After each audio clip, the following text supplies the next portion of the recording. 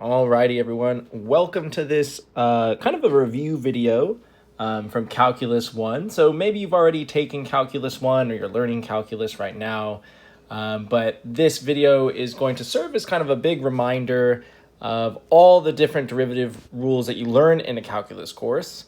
We're just going to kind of start from the top and kind of run through all of it. So, feel free to skip around to any rules that maybe you feel a little bit rusty on. I'm not going to deep dive everything.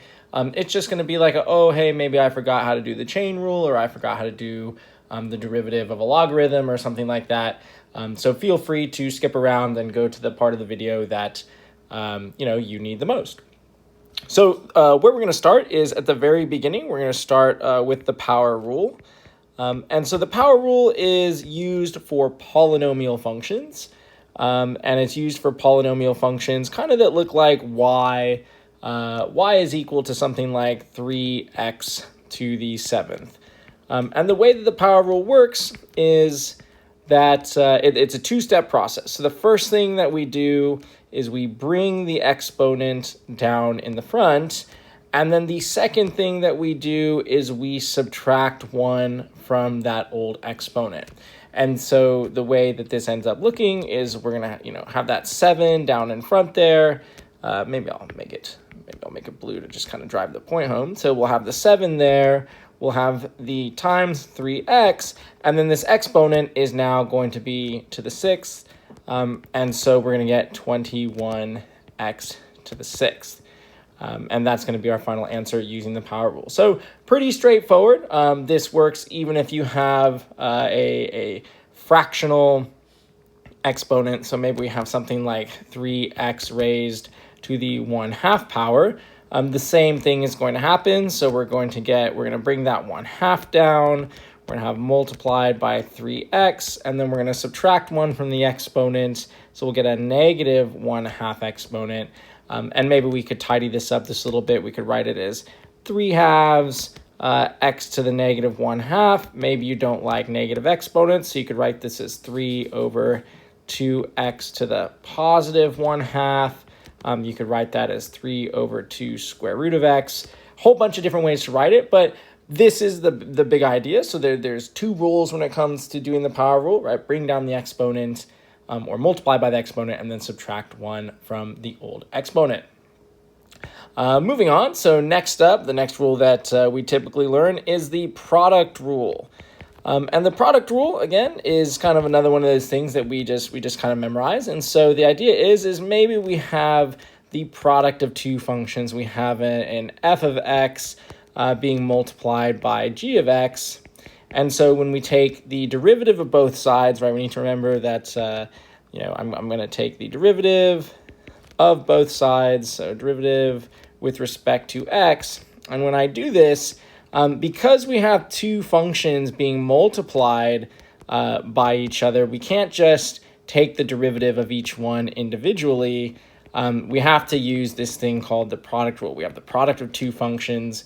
And so what this rule ends up looking like is it's usually shorthanded something as f multiplied by g prime plus whatever we get for f prime multiplied by g. And so as an example, maybe we have, the function y is equal to x squared minus 3x multiplied. Actually, let's stick with my color theme. So let's say we have x squared minus 3x multiplied by 8x plus 6. We'll just make something up. If we're following the process for doing the product rule, then our derivative, we're going to get dy dx, or if you prefer, you could write y prime. And we're going to get we're just going to keep our function f, so x squared minus 3x. But then we have to pop in g prime. And so the derivative of 8x plus 6 is just 8, so we'll pop that in there. And then next up, we'll need the derivative of x squared minus 3x, and that's just going to be 2x minus 3, and then multiplied by our little g function, 8x plus 6. And we could multiply this out and get the answer, but for the sake of what we're doing, we're just going to say that this is our answer, and that's fine. I do want to point out that in this particular case, we could actually have just foiled in everything, just like you would if you were back in an algebra class. We could have foiled this, distributed it out, and then taken the derivative of everything individually. But the reason for the product rule is just, when we can't do that, if we have things multiplying by each other like sine and e to the x and stuff like that, this is kind of the rule that we use. So next, let's see, after the product rule, we have the quotient rule.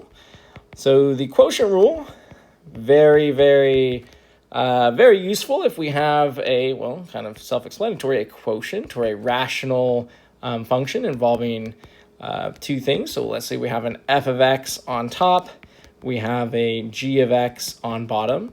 Then the derivative, right, our y prime, is usually, there's a little rhyme that goes with this. We call the bottom part low, we call the top part high. And the way this works is we say it goes low times d high, right? So low d high minus high, then multiply that by d low, and then that's all over low, or what we call low squared. So it goes low d high minus high d low, all over low. That's the jingle I learned. That's the jingle I teach all of my students. And so, right, this is very formulaic. So again, if we go back to, kind of using the same terms that we had in the previous example, this x squared minus 3x, but now we're going to pop in, and again, I'm trying to stick with my color theme. So let's do x squared minus 3x here. And then in the bottom, we're just going to go ahead and put the other equation, which was 8x plus 6. If we want to get the derivative, we're going to follow this formula, kind of just straightforward. So I'm going to make this fraction because I know it's coming. So we'll do low d high. So low is the 8x plus 6. Then there's the d high. So that's going to be the 2x minus 3. So that's my low d high minus, looks like I'm going to need to make this a little bit longer. All right, so low d high minus high d low. So x squared minus 3x. D low here is just going to be 8, and then all over low, so that's going to be 8x plus 6 quantity squared, and there is our derivative. It is typically good practice to try and simplify this stuff, right? Sometimes you can combine all of this and turn it into one single term, or things will cancel and stuff like that. But again, for now, for the sake of this video, we're not going to be doing a whole bunch of algebra. The purpose of this video is to just remind you of how these rules work. Especially, if you're watching this video in the context of preparing to do a bunch of integrals, you want to have these methods really fresh in your head, because you're going to need to be able to think about them, because integrals are all about going backwards, right? You need to be able to undo these rules in some way, shape, or form. So you need to be really familiar with them kind of going forward. Let's see. Next up is arguably the most important rule that we have. It is used the most, whether you notice it or not, and it is the chain rule. And so the way that the chain rule works is a little mysterious to students when they first learn it. The idea is, the product rule is when we have two functions multiplied together. The quotient rule is when we have one function divided by another function. But the chain rule is for when you have one function inside of another function. Okay, and the way that the chain rule works is that the derivative, right, you take the derivative of the outside function, so it's f prime of whatever is there, so in this case, just g of x. It's the derivative of the outside, and then we're going to multiply it by the derivative of whatever was on the inside. And so just to kind of give us an example, if we have something like x squared minus 3x raised to the fourth power, what we're going to do here is, this might be a little bit extra, but I'm going to kind of trace over this part here to kind of differentiate these two functions. So that part is my outside function, and this part is my inside function, if you will. Right, so the stuff raised to the fourth, here, maybe I'll write it over here. The stuff raised to the fourth power, this is my f function. And then the stuff on the inside, x squared minus 3x, that's my g of x function. And so the way that we're going to take the derivative of this is exactly what I said. We're going to take the derivative of the outside function. So you need to kind of recognize, okay, the outside function is all this stuff raised to the 4th power. That's just the power rule. So we bring down the 4, right? And we subtract 1 from the exponent. And that would be that's the derivative of the outside function. So we'll just pop this in, and great, we took the derivative of the outside part, but now we need to multiply it by the derivative of what's on the inside here. And so the derivative of what's on the inside is 2x minus 3, and voila, we arrive at our answer. So that's the chain rule. That's how it works. And I'll give another example of how you use the chain rule in a moment. But again, this is just a very quick reminder of, hey, this is what the chain rule is. This is how we do it. Derivative of the outside function multiplied by the derivative of the inside function. Next up, these ones aren't necessarily specific rules, but they are things that we needed to memorize. And the first things that we really needed to know was trig derivatives. Okay. And so the trig derivatives means that we needed to have, if this column, let's just make a column for this.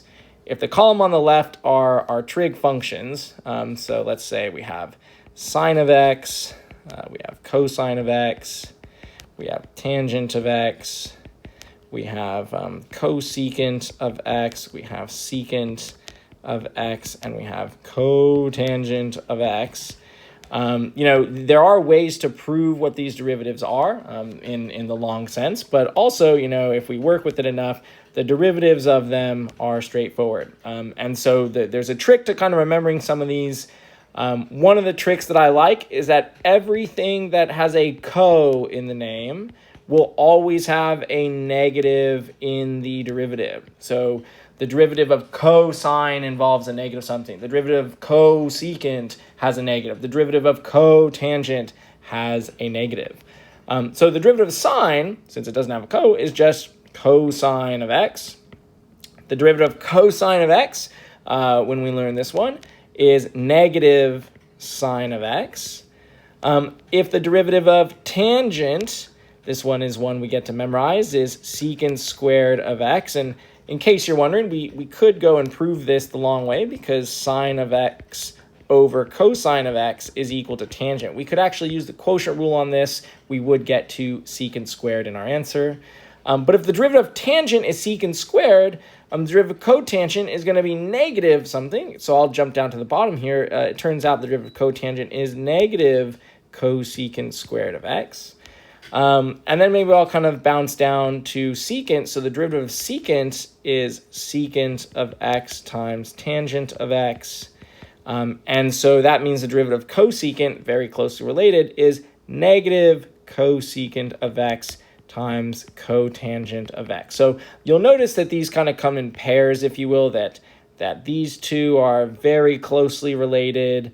That tangent, right, the derivative of tangent is very closely related to the derivative of cotangent, and the derivative of sine is very closely related to the derivative of cosine. And again, if you remember this trick that everything with a co in the name of it, cosecant, cosine, cotangent will always have a negative in the derivative, then it's not too bad to remember. Okay, so trig derivatives. Let's see, how about the natural log? So the natural log of x. Again, this one is just one that we have to memorize.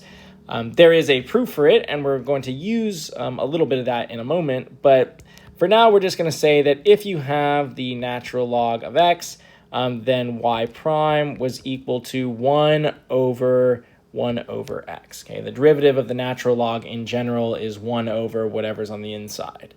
But we could make this a slight bit more interesting, where if I say y is equal to the natural log of, say, sine of x, right? Now we're back. Now we have the chain rule again, right? We have an outside function and we have an inside function. And so we need to say, okay, well, how do I do this using the chain rule? Well, the chain rule says that we do the derivative of the outside function first, And so we say, okay, well, what's the derivative of the natural log? Well, the derivative of the natural log is 1 over whatever's on the inside. And in this case, it's sine of x. So that is the derivative of the outside function.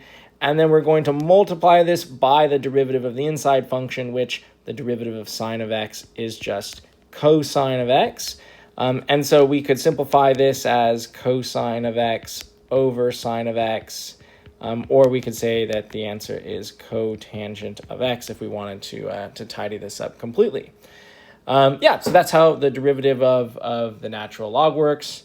Kind of actually really closely related is the derivative of e raised to the x. So this one everybody loves, because if I give you y is equal to e raised to some power, then the derivative of e raised to the x is just e raised to the x, right? It doesn't change.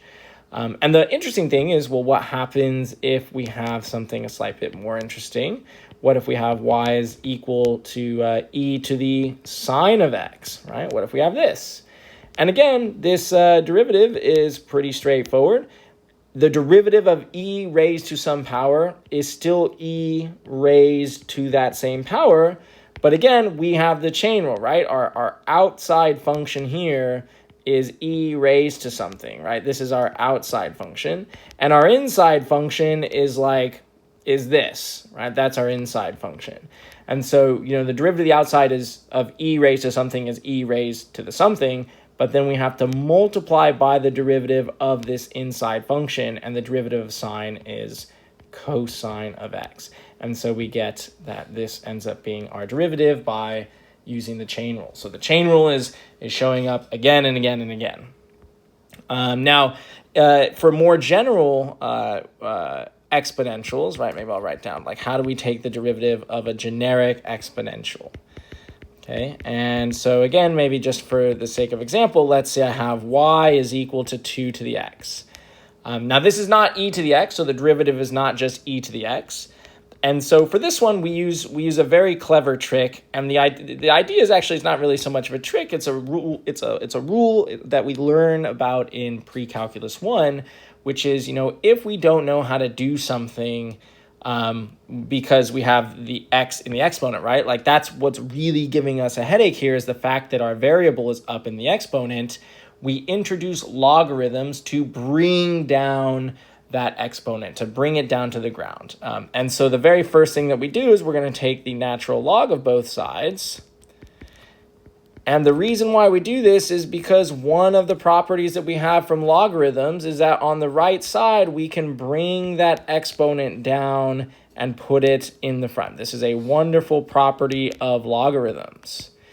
And so right now, we just have the equation natural log of y is equal to, and I'm going to rewrite it as natural log of 2 multiplied by x. And the reason I'm writing it in this way is because at this point, we can now take the derivative of both sides, right? Our goal is to get, we want to get dy dx is equal to something. And we couldn't just take the derivative here because I don't know what the derivative of 2 to the x is. So, but if I take the derivative now, right, if I take the derivative of the left side and of the right side, well, on the left side, I know how to take the derivative of that all day, right? The derivative of the natural log of y, we talked about it, is just 1 over y, and then it's multiplied by the derivative of whatever's on the inside. And the derivative of y with respect to x is just dy dx. So that's what we get on the left side. And on the right side, how do you take the derivative of this? Well, you may say, it looks like we have the product rule, right? But we don't really have the product rule because the natural log of 2 is not a function. The natural log of 2 is just a number, just like the square root of 2 is just a number. So I really have just number times x. So you really have to ask yourself, well, how do you take the derivative? Like if I gave you y is equal to 7x, what would the derivative be? You could do this and say, well, this is 7x to the first. You bring down the 1. You subtract 1 from the exponent. And we would really just get 1 times 7 times x to the 0. This is just 7, right? That's all we get. So the derivative of the right side just ends up being natural log of 2. And at this point, we just need to remember what we came for, which is that our goal is to figure out what dy dx is. So I'm going to multiply both sides by y. And then we're just going to be left with y times the natural log of 2. But we know what y is, right? Y, we were given that. Y is equal to 2 to the x. And so for our derivative, we get that the answer is 2 to the x times the natural log of 2. Or if you like to put the number in front, as I do, natural log of 2 multiplied by 2 to the x. So that's the derivative in the case of y is equal to 2 to the x. And this is a very classic trick in math. If you ever have to do math and the variable is in the exponent, it's a pretty common trick to introduce logarithms to help us bring that exponent back down. Let's see, we only have a couple more that we learned about. Let's see, how about inverse trig derivatives, okay, or the derivatives of inverse trig functions. Okay, so for example, right, so we need to take a blast to the past to maybe some trigonometry and also obviously Calc 1, but what if I give us that y is equal to sine inverse of x, or maybe you may have seen this as arc sine of x, right? How do I do this? And again, you know, our goal is we want dy dx is equal to something, but I can't just take the derivative of both sides, right? I can't just do this because I don't know what the derivative of the right side is. The left side is dy dx, but the right side we're lost, so we can't do that yet. But what we can do is we can rewrite this in a form that we actually do know how to take the derivative of. And we need to remember that if we have y is equal to the inverse sine of x, this is the same thing as if I had written, right? If I take the sine function of both sides, right? If I do sine of both sides, right, what do I get? Well, on the left side, I'm going to have sine of y, and on the right side, I just have x. And now we once again find ourselves in a place where I can take the derivative pretty easily of both sides. Right now, it's in a form I can take the derivative. I know the derivative of sine. I know the derivative of x. We're good to go. So on the left side here, right, the derivative of sine, we're going to need the chain rule again because sine is our outside function. So we're just going to get cosine of y. And then we're going to have to follow that up with times the derivative of the inside, which the derivative of y with respect to x is just dy dx, right? We can't actually evaluate it. And then this should equal, well, the derivative of x with respect to x is just 1. So what we basically just figured out is that the derivative, dy dx, is equal to 1 over cosine of y. And this kind of feels like an unsatisfactory answer, and that's kind of because it is, because remember that we started with y is equal to the inverse sine of x. And we really don't want to plug this in here for a couple reasons. But for now, I'll just say, like, no one wants to have 1 over cosine of sine inverse of x. Like, off the top of my head, I don't even know how to work with that. Sounds pretty terrible. If we talk about domain and range of a function like that, again, feels pretty nasty. But what we do have is we already know, right? What we really want is cosine of y, but we already know that x is equal to sine of y. And how do we know that? Because we took y is equal to the inverse sine of x and rewrote it in this particular form. And what we can do with this is a very, very clever trick, which is I could create a triangle. I can create a triangle that has an angle of y. And what do I know about this triangle? I know that its sine value is equal to x. I know that the opposite over the hypotenuse has to equal x, which means that these have to be the sides of this triangle. And I can then use just the Pythagorean theorem, you know, a squared plus b squared plus c squared, to solve for this missing side and get that this is going to be 1 minus x squared. And again, if that's too big of a jump, just remember that my missing side, I'll call it b, right? Let's call it a even. That a squared plus x squared has to equal 1 squared, and all I did was solve for a, right? That's it. That's all I've done. And now I can therefore very quickly figure out that cosine of y, which is adjacent over hypotenuse, is going to be the square root of 1 minus x squared. And so we put all this together and we remember that we already did the work for solving the derivative. And so that means that dy dx is going to equal 1 over the square root of 1 minus x squared. And I don't know about you, but even though this required us to go on a little bit of an academic journey, right? We needed to touch base with some trigonometry and the inverse trig functions and things like that. Getting here was a piece of cake. Like getting here took 2 brain cells, right? To just rewrite this as sine of y equals x and take a derivative, no problem. And the tricky part was realizing that I could build this triangle, that we had a relationship for sine of y is equal to x, and getting to this point. And now if I asked you information about this derivative, right, you could tell me things about its domain, you could tell me things about the range, you could talk to me about where it has asymptotes, whole bunch of things like that. Okay, and so I'm not going to do all the inverse trig functions, just this one, the formula for inverse trig functions. There's formulas for them if you want to memorize them, but this is the general process for doing this, and you're going to see this show up a bit later when we talk about doing trig substitution integrals, if that's where you're headed, or maybe just if you need to kind of remember it. So that's inverse trig functions. And I guess the last thing, which I've kind of already actually been doing just a little bit, would be implicit differentiation. Implicit differentiation. And implicit differentiation is just the idea that, maybe I don't have an equation that's just y is equal to some function of x, right? I don't have this.